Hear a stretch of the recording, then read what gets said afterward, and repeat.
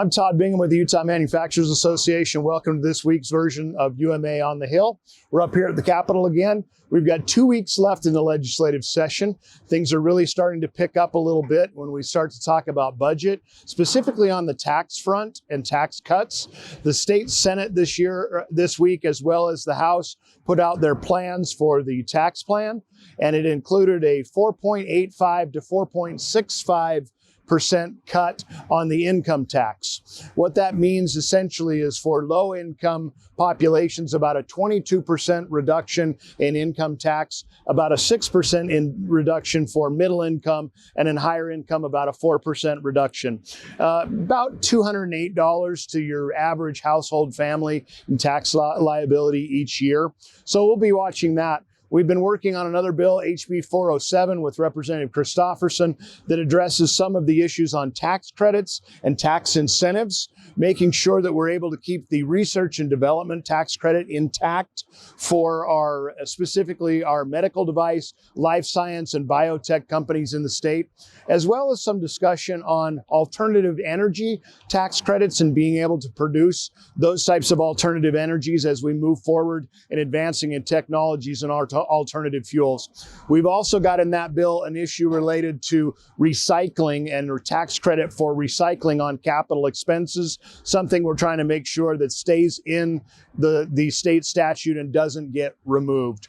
We're looking at those things. There's also another bill on prescriptions and the cost of prescriptions that could have an impact on association health plans, which UMA has an association health plan, making sure that there's not a negative impact on that for our companies that participate in our insurance plan.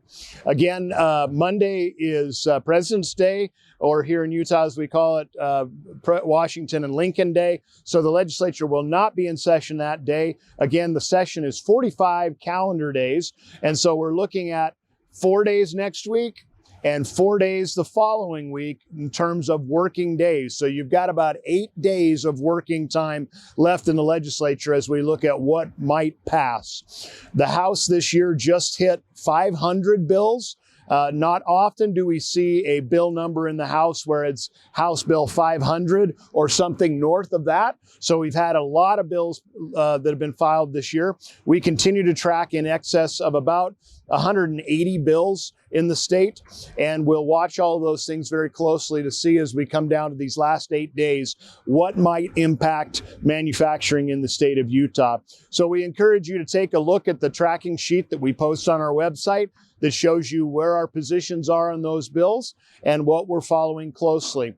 Again, this is a critical time of year for us as we try and protect the business climate in Utah, try and look at what things we can do better to encourage manufacturing to grow and to strengthen and to succeed here in the state of Utah. So stay tuned. We'll do our last UMA on the Hill next Friday as we try and see where things are moving before the few final days of the legislative session.